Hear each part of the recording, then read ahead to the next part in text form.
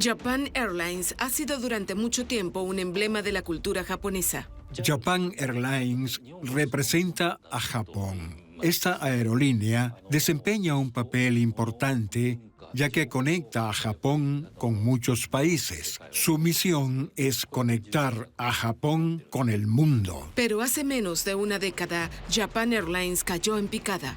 Tenían una deuda de 25.000 millones de dólares, así que esa deuda era 100 veces superior a su valoración. Era tan obvio que, a menos que algo radical cambiara, toda la empresa iría a la quiebra, lo que sería un duro golpe para la psicología del país. Esta es la historia de cómo la aerolínea insignia de un país estuvo a punto de quebrar. Es probable que Japan Airlines se declare en quiebra. Y cómo la salvó un monje budista convertido en director general. Creo que la reestructuración puede tener éxito.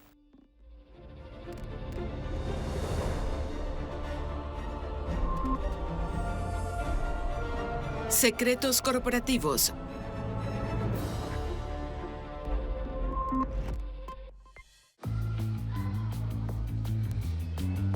Japan Airlines se fundó en 1951, volando primero en rutas nacionales. En 1954, la aerolínea lanzó su primer servicio internacional, volando la ruta Tokio-Honolulu-San Francisco, y comenzó a construir una relación especial con el pueblo japonés. Sí, para volver a casa utilizo Japan Airlines para de esa manera evitar el tránsito. Con el énfasis en el servicio, la aerolínea ha sido tradicionalmente una fuente de orgullo nacional. El interior del avión siempre está limpio y también el servicio es muy bueno. Por ejemplo, las mantas están preparadas antes de que te des cuenta. Y si pides agua o algo, siempre vienen con rapidez. Uso Japan Airlines. En 1970, Japan Airlines adquirió su primer Jumbo Boeing 747, la primera aerolínea asiática en comprar uno. Y en 1983, Japan Airlines se convirtió en el número 1 del mundo en transporte de pasajeros y de carga. Mantuvo el número 1 durante los 5 años siguientes. La economía estaba en pleno apogeo. Es obvio que la demanda de transporte aéreo aumentó mucho y eso ayudó a impulsar los resultados de Japan Airlines. Para muchas personas de las rutas desde Japón a otros destinos internacionales, era la única compañía aérea de Japón en ese momento, por tanto su competencia era limitada. A mediados de la década de 1980, la dirección de JAL recomendó que la aerolínea dejara de ser propiedad del gobierno y pasara a funcionar como una empresa privada para mejorar la profesionalidad y la rentabilidad. Con ambiciosos planes de expansión, Japan Airlines se privatizó por completo en 1987, con acceso a enormes cantidades de inversión usadas para acumular la mayor flota de Boeing 747 del mundo. No se escatimaron gastos en sus esfuerzos de marca y marketing. La aerolínea se ganó la reputación de ofrecer servicios de primera calidad a precios económicos. En realidad, Japón tiene una cultura de servicio muy fuerte. Con antelación intentan pensar en lo que los clientes pueden querer o solicitar. Así que, en cierto sentido, los clientes están más tranquilos porque saben que esas son algunas de las cosas en las que las aerolíneas habrían pensado y, por tanto, están preparadas para tener una especie de solución. Mientras sus competidores en el extranjero se esforzaban por obtener el dinero suficiente para ampliar sus operaciones ante la desaceleración económica mundial, Japan Airlines contaba con una ventaja única de origen. A principios de los años 80, el tipo de interés era del 23,5%. Aquí fue donde Estados Unidos tocó fondo, en la primavera de 1982. Justo al mismo tiempo, JAL volaba alto, beneficiándose de unos tipos de interés bajos al extremo, de solo un 2,5%. Una aerolínea como Japan Airlines, con un coste de capital del 2,5%, que compite con American Airlines, que podía estar pagando como mínimo un 23,5%, tenía una enorme ventaja. Japan Airlines podría utilizar esos tipos de interés tan bajos para pedir préstamos baratos, mantener los costes bajos y las tarifas tan bajas como para atraer a más clientes. Philip Cerillo ha utilizado la historia de Japan Airlines como un ejemplo de lo que puede salir mal en una aerolínea. Lugares como México tenían un tipo de interés del 60% en ese momento. Si fuéramos a Brasil, alguien como Varig podría haber enfrentado en ese momento una tasa de interés del 400%. Brasil y México fueron algunos de los destinos más populares para los turistas japoneses. Japan Airlines tenía rutas directas a estos países. Y los bajos tipos de interés en Japón les permitían ofrecer a sus clientes grandes ofertas.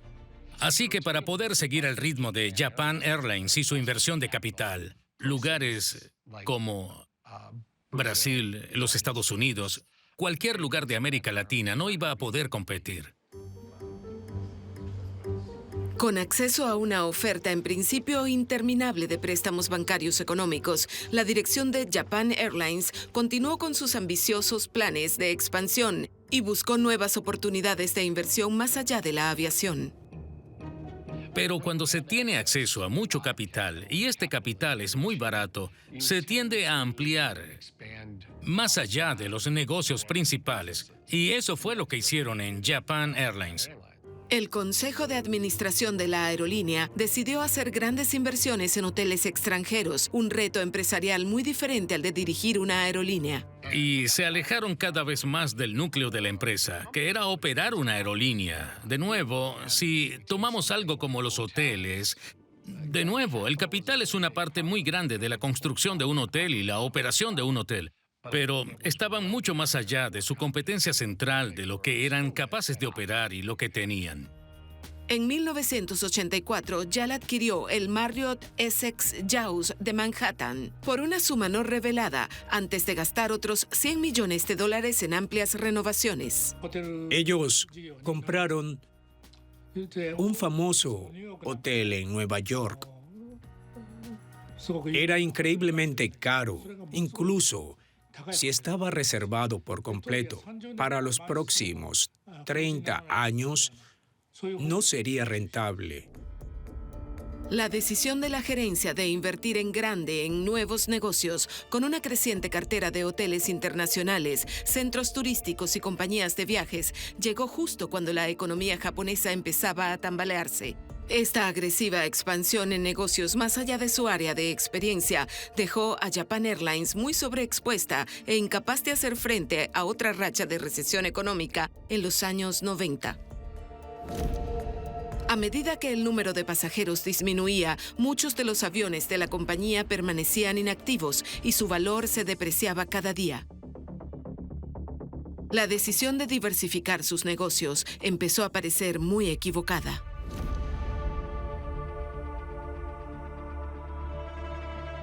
La economía se estaba hundiendo. Se dieron cuenta de que la economía estaba rompiéndose. El boom que se produjo en la década de 1980 tal vez no sería visto de nuevo por un tiempo. Así que la demanda de transporte aéreo y también algunos de los otros servicios en la economía sin duda fueron golpeados. El profesor adjunto Terence Fan ha seguido los intentos de la junta directiva por salvar a la aerolínea de la inminente crisis. Si nos fijamos en el número de destinos que ofrecía en lugares como Europa, por ejemplo, solían tener como 12 destinos. Se redujo a unos 7 y solían tener muchos servicios en la zona de Oriente Medio. La mayor parte de eso se redujo también en los años 90. Así que vimos mucha racionalización. Pero no está claro si esa racionalización fue suficiente para mantenerla, porque el panorama competitivo seguía cambiando. Para añadir a sus problemas autoinfligidos, Japan Airlines estaba a punto de verse sacudida por una serie de acontecimientos externos que amenazarían su propia supervivencia. Secretos corporativos.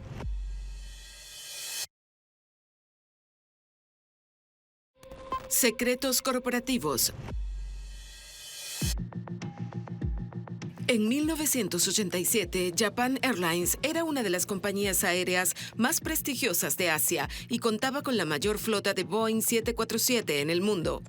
Animado por los años de exitosa expansión, la junta directiva de Japan Airlines comenzó a hacer grandes inversiones en otros negocios relacionados con la industria de la aviación. Ahora bien, eso parecía una expansión lógica y sencilla de lo que hacían, pero empezaron a definirlo de manera más amplia y a decir, mira, tenemos los pasajeros, ahora deberíamos ir a los hoteles, entrar en los tours y entrar en el catering. Y de repente puedes ver que esto comienza a expandirse más allá de lo que tal vez sabían manejar o lo que al inicio tenían como el ADN de su empresa.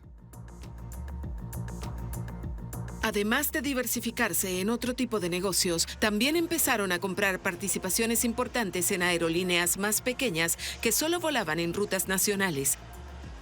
Y estas adquisiciones trajeron su propia serie de desafíos. Otra de las cosas que hicieron fue intentar generar más ingresos por la vía nacional. Compraron uno de los activos nacionales, otra aerolínea, y cuando la trajeron, la aerolínea era por completo diferente. Así que la aerolínea, al entrar, volaba diferentes tipos de aviones. En lugar de volar todos los aviones Boeing, podrían volar McDonnell Douglas o Airbus.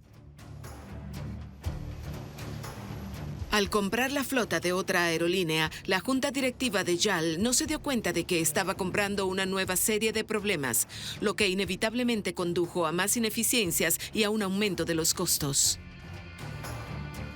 Ahora bien, si de repente tienes múltiples fabricantes de aviones, eso significa que debes tener múltiples repuestos, debes tener múltiples tripulaciones, porque no todas las tripulaciones son capaces de volar cualquier avión. Los pilotos deben estar capacitados para pilotar un avión diferente.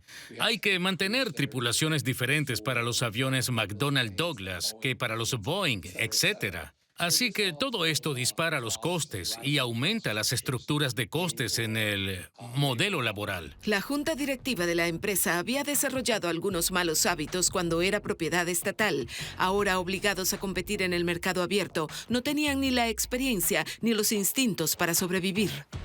Antes de que ocurriera toda la privatización, cuando esto era propiedad del gobierno y ocurría algo, en lugar de declararse en quiebra, el gobierno rescataba a la empresa.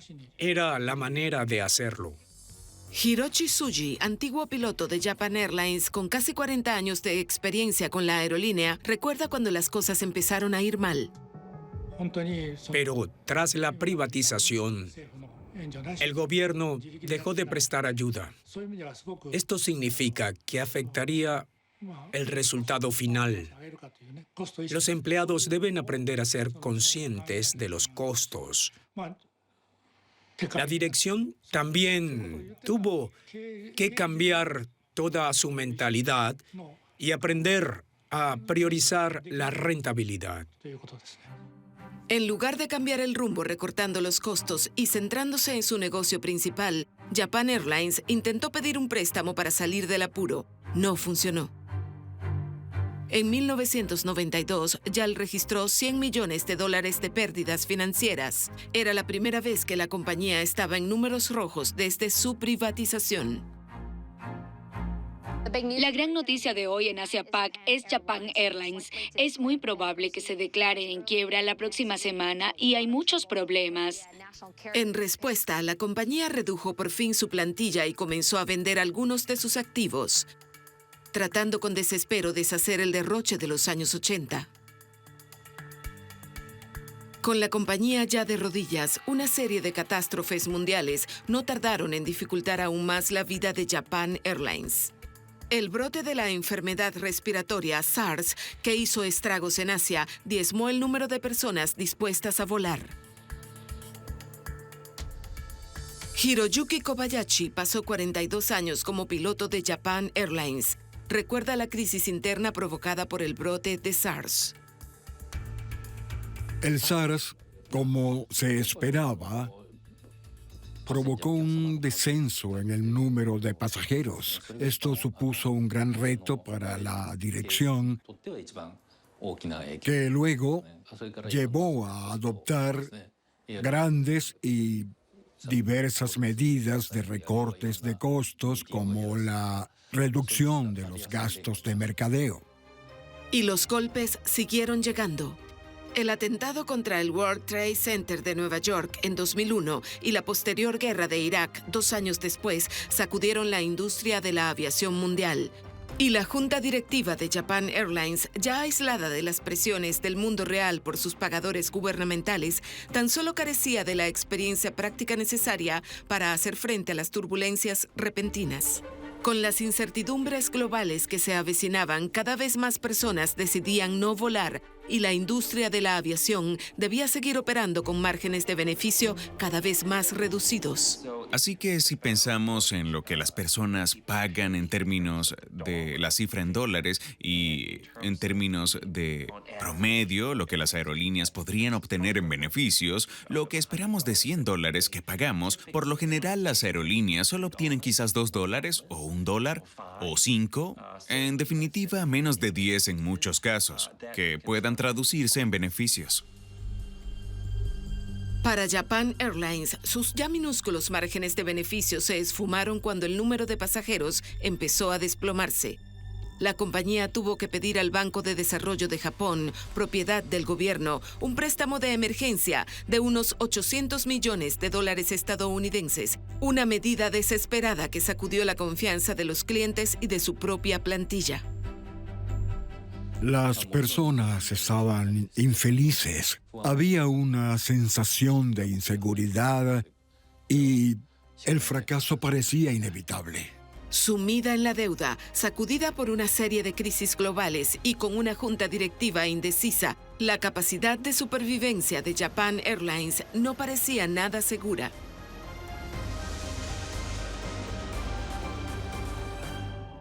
Secretos corporativos.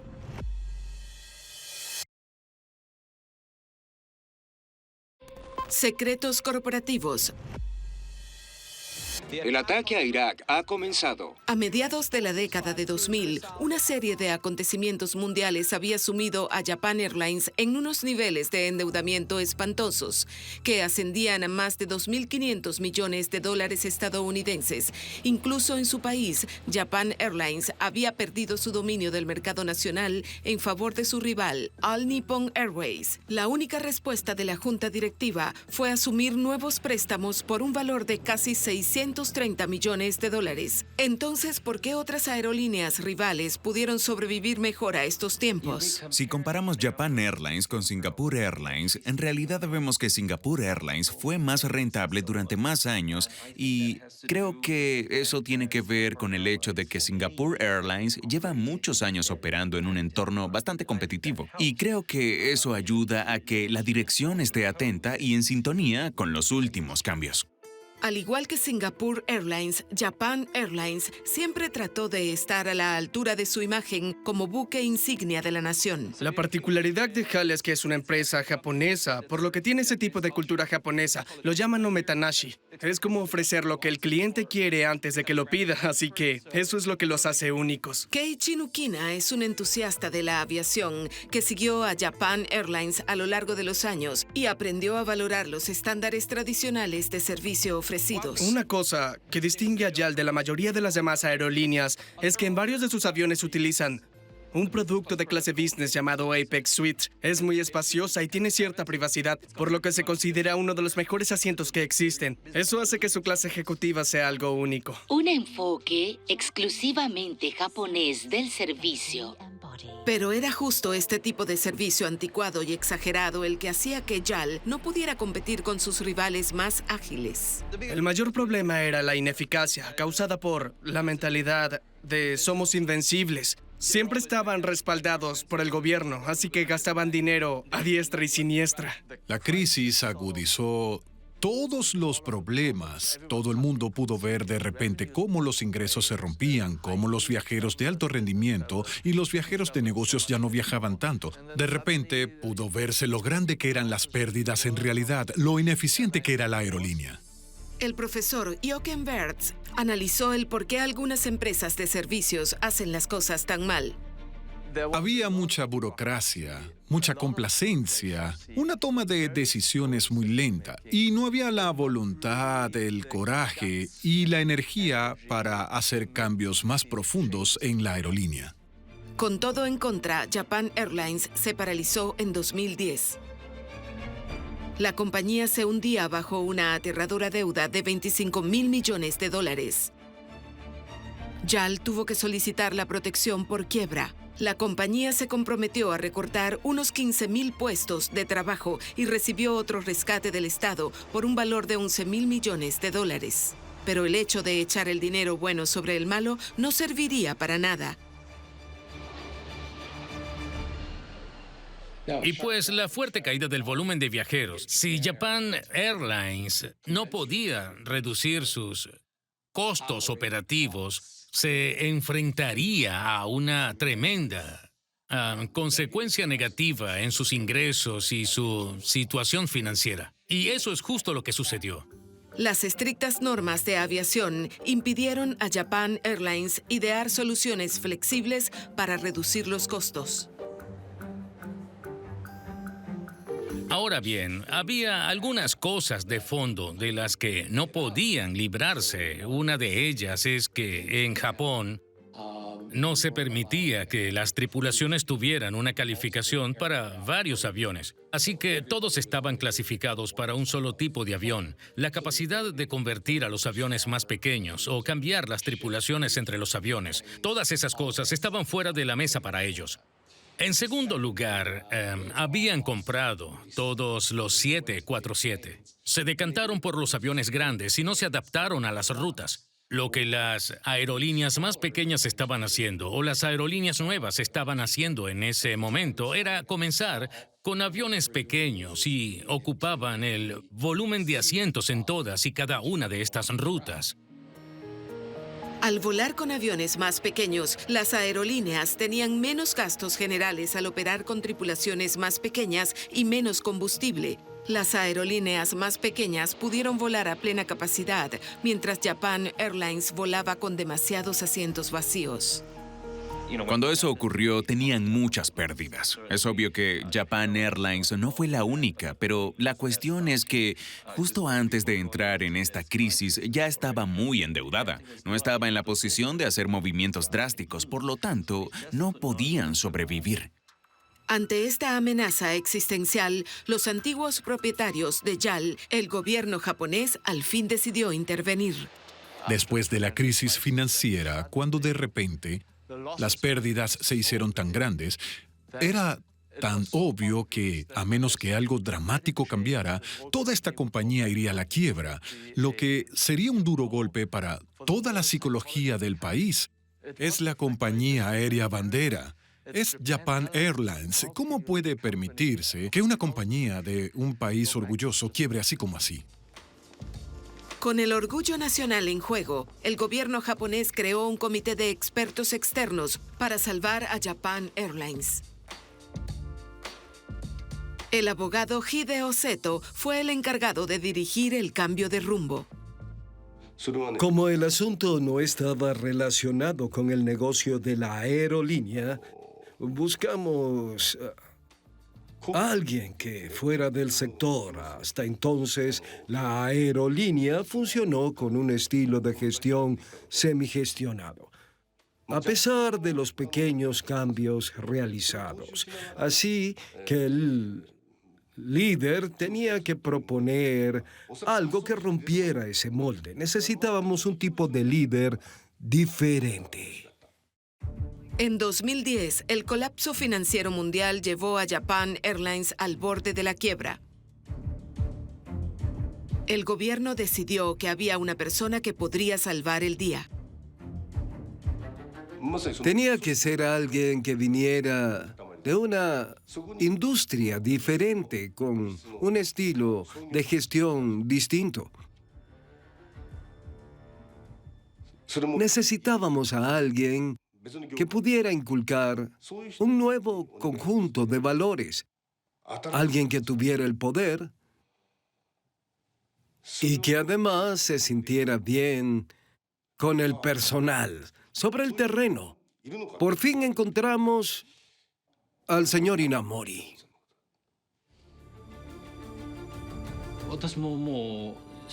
Llevo escuchando las charlas públicas del señor Inamori desde 1995. Fue una gran elección para ser el presidente de la empresa.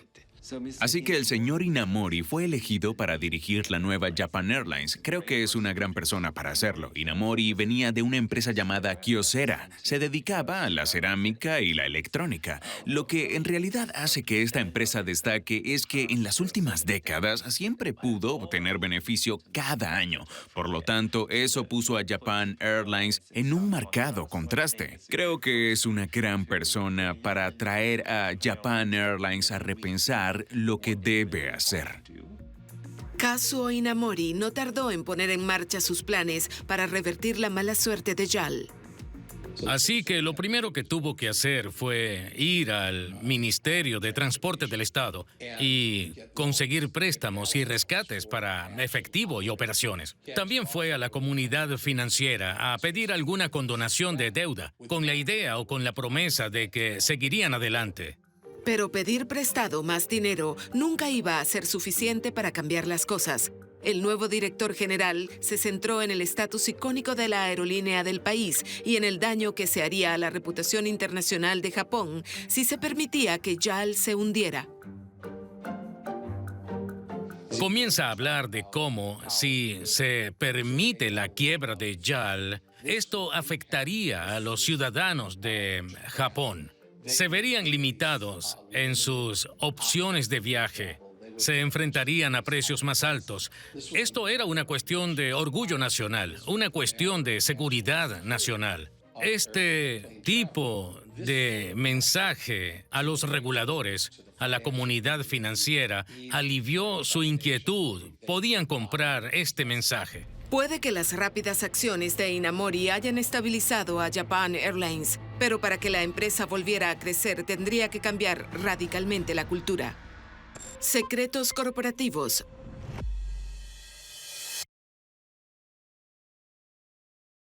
Secretos corporativos. El futuro de Japan Airlines estaba en manos de un hombre, el Dr. Kazuo Inamori. Siendo un monje budista de formación, sin experiencia previa en el sector de la aviación, Inamori no era una elección convencional como director general. Sin embargo, entre la comunidad empresarial japonesa, había desarrollado una reputación única por desafiar las prácticas empresariales habituales y valorar a las personas por encima de los beneficios, una filosofía que demostró al no cobrar ningún salario durante los 3 primeros años en Japan Airlines. Llegó con una nueva visión, con esperanza y con sentido común.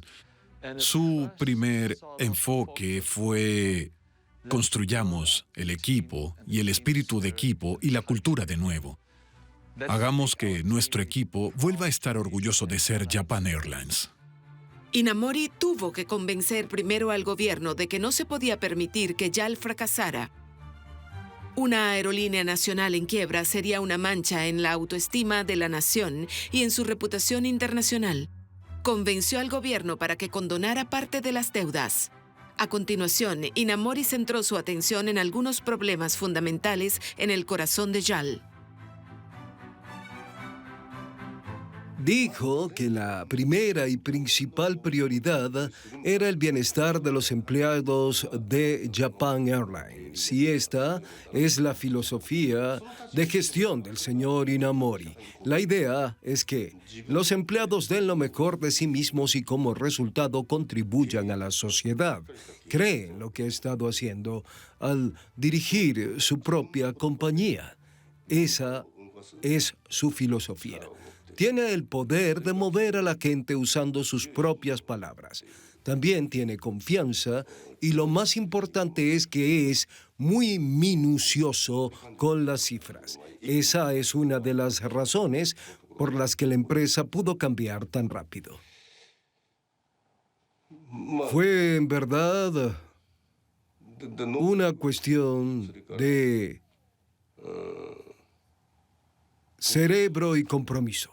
Este tipo de panorama en la que la situación financiera no era tan buena causó muchos problemas a los empleados. Esto afectó a muchas personas, 50,000, 70,000 empleados. Como personas en la dirección, tenemos que ser conscientes de la rentabilidad, porque debemos ser responsables del sustento de los empleados. Debemos trabajar muy duro y superar este problema. Durante el tiempo que dirigió Kyocera, Inamori desarrolló un estilo de gestión que iba en contra de la tradición japonesa. En lugar de que todas las decisiones se tomaran en la cúspide y se transmitieran a los demás, ahora la plantilla se dividía en pequeñas unidades, cada una de ellas con un líder que gozaba de un grado de libertad inusual, y se hizo sentir a cada trabajador que tenía algo que aportar al éxito de la empresa. Inamori lo llamó la filosofía Amoeba. La filosofía de Amoeba, según tengo entendido por el señor Inamori de sus días en Kyocera, es que encomienda a cada grupo de empleados o a cada empleado individual la tarea de pensar en cómo sus acciones se relacionan de verdad con el resultado final de la empresa. En comparación con las empresas japonesas más tradicionales, este nivel de confianza en las bases era en verdad revolucionario. Por años, las personas dan por sentado el empleo de por vida y un poco el hecho de que solo están al servicio de sus jefes. Y hay mucha inercia. Al fin y al cabo, si la empresa no tiene beneficios, los empleados no pueden estar muy contentos. Creo que ese es uno de los aspectos fundamentales que supo inculcar a sus empleados. Cada yen o cada céntimo cuenta. No se trata solo de ahorrar, es una forma de pensar. Se anima a los empleados, desde los pilotos hasta los trabajadores de mantenimiento y los representantes del servicio de atención al cliente, a asistir a un curso de filosofía, pequeños pasos que conducen a uno de los mayores cambios corporativos de la historia de Japón. Pero Inamori también podía tomar decisiones difíciles. Enfrentando a una plantilla abultada, el antiguo monje budista se apresuró a aplicar el hacha. En ese momento tenían alrededor de 50,000 empleados y 16,000 empleados iban a ser despedidos. Hablamos de recortar algo más del 30% de la fuerza laboral. Repito, el 30% de la fuerza laboral y la fuerza laboral que quedaba iba a tener que aceptar un recorte salarial del 30% y tendrían sus pensiones reconfiguradas o revalorizadas. Vaya, son cosas difíciles de entender para las personas, pero de nuevo llevó ese mensaje de orgullo, integridad y servicio nacional. Esto es algo imperativo para Japón y él llevó ese mensaje para ese grupo también. Con una plantilla más reducida, Inamori pudo centrarse mejor en las operaciones diarias. Él miraba las cifras de cada departamento y observaba el movimiento de las cifras cada mes. Si no había mejoras, se preguntaba por qué. Así que era muy detallado. Todas y cada una de las secciones eran examinadas. Entonces, ahora, cada una de las personas de la compañía debía ser responsable de lo que él estaba haciendo. Se acabó lo de pasar la pelota o esconder los malos resultados dentro de una jerarquía rígida. Lo que se necesitaba para Japan Airlines era que volviera a ser rentable. Ese era el tema principal. Y además, dar servicio a los clientes. También se pueden extraer valiosas lecciones de las compañías aéreas de bajo costo más pequeñas o LCC. Japan Airlines no es una compañía aérea de bajo costo. Hay muchas áreas en donde podemos ahorrar. Por ejemplo, el número de empleados, el espacio, etc. Pero cuando se trata del servicio al cliente, hay que mantener el nivel que tenemos. Pero incluso recortando los costos, Inamori se negó a comprometer dos principios tradicionales de Japan Airlines, el servicio al cliente y la seguridad. Así que durante la reorganización de la quiebra, creo que las aerolíneas recortaron mucho en términos de deuda, pero creo que las cosas que no recortaron o que no vimos mucho fueron en cuanto a la inversión en seguridad de las operaciones y también en términos de servicio al cliente. Creo que en cuanto a la primera, no hemos oído hablar de incidentes importantes desde entonces. Se recortaron los gastos de entretenimiento y transporte, pero en cuanto a la seguridad y sobre todo en los recortes de combustible, los gastos de mantenimiento y formación nunca se vieron comprometidos. En 2012, solo 2 años después de haber escapado por poco del colapso financiero total, Japan Airlines volvió a ser reconocida como la aerolínea más rentable del mundo en ese año fiscal. Ha sido increíble. Nos propusimos y esperamos un beneficio de 60.000 millones de yenes. Eso es imposible. Nos dedicamos a la reducción de costos y demás. Y luego obtuvimos 180.000 millones de yenes de beneficio. Parecía un milagro. Con las finanzas de la compañía saneadas y la reorganización de su plantilla, Japan Airlines pudo invertir en nuevos aviones y ofrecer a sus clientes más rutas. De hecho, ya tomó algunas decisiones de inversión en cuanto a la adquisición de aviones nuevos, modernos y más eficientes en cuanto a consumo de combustible, llamados de la serie 787. Esto le ayudó a ser más eficiente en algunas de las operaciones existentes, así como a abrir nuevos mercados. Por ejemplo, inició nuevos servicios a lugares como Boston y San Diego desde Tokio. De este modo, reforzó su presencia en el importante mercado norteamericano. Al mismo tiempo, pudo utilizar algunos de estos nuevos aviones más eficientes en cuanto a consumo de combustible para abrir y reforzar algunas de sus antiguas rutas, como Moscú y Helsinki y Europa, por ejemplo. El servicio al cliente sigue siendo la principal prioridad de la aerolínea. Así que es bueno para ofrecer un tipo de servicio muy profesional y amigable para los negocios a los clientes que son capaces de pagar por el tipo de servicio premium que ofrece. De verdad, reforzó sus conexiones y su presencia en Norteamérica y también en algunas ciudades clave de Asia y Asia Oriental. La prueba definitiva de que Inamori había dado un giro a las cosas llegó cuando Japan Airlines lanzó su oferta pública de venta a los inversores en 2012, con $8.500 millones, la segunda mayor OPV del mundo después de la de Facebook. Creo que ahora estamos estables, pero el futuro es incierto. Si los directivos no olvidan la crisis económica de 2009 y se mantienen alertas, creo que definitivamente serán capaces de poder superar cualquier reto que pudiera presentarse en el futuro. Inamori dejó de ser presidente de Japan Airlines en 2013 y en 2015 se convirtió en asesor de la nueva dirección.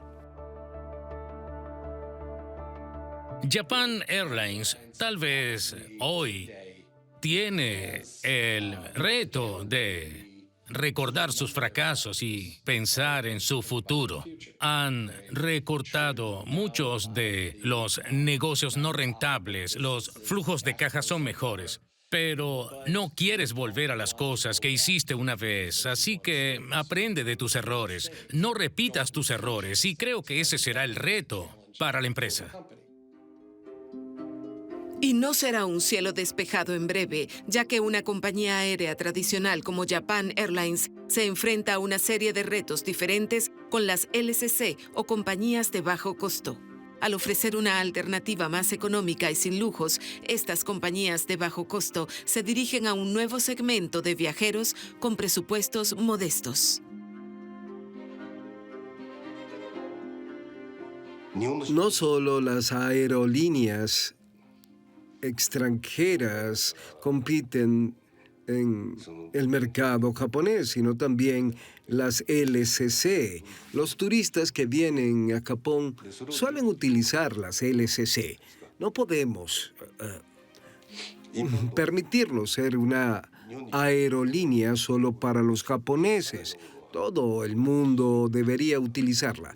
Un japonés puede utilizarla para los vuelos de entrada y salida de Japón. No podemos dejar los asientos vacíos.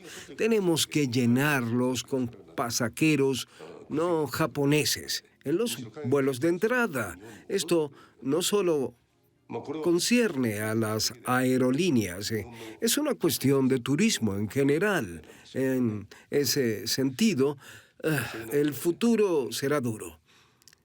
Las compañías aéreas de bajo costo están intentando entrar en los vuelos de media y de larga distancia. De seguro seguirán sirviendo las rutas premium con YAL, pero también están tratando de poner en marcha una nueva aerolínea de bajo costo y se pondrán en marcha en 2020 en torno a las Olimpiadas o antes. Los Juegos Olímpicos de Verano de 2020 en Tokio ofrecerán a Japan Airlines una oportunidad adicional de aumentar los ingresos, ya que un público mundial vuela para apoyar a sus atletas. Japan Airlines será la compañía aérea oficial de los Juegos Olímpicos y Paralímpicos de Tokio 2020.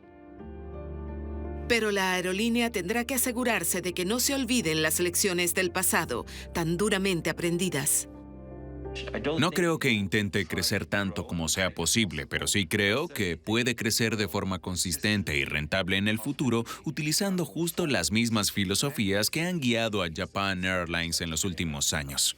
Japón tiene una imagen muy fuerte en términos de hospitalidad, en términos de su precisión y su fuerte adhesión a las tradiciones y al protocolo, y a la fiabilidad y a la calidad. Creo que todo eso se traslada a la marca Japan Airlines, y eso es único para ellos.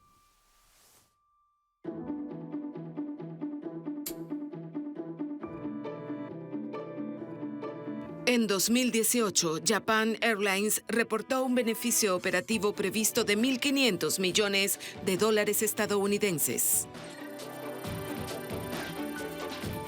Se están ofreciendo nuevas rutas a Oriente Medio, África y Asia Central, pero el reto sigue siendo mantener las tradiciones que hicieron de Japan Airlines la aerolínea bandera de su país, sin volver a perder de vista el resultado final.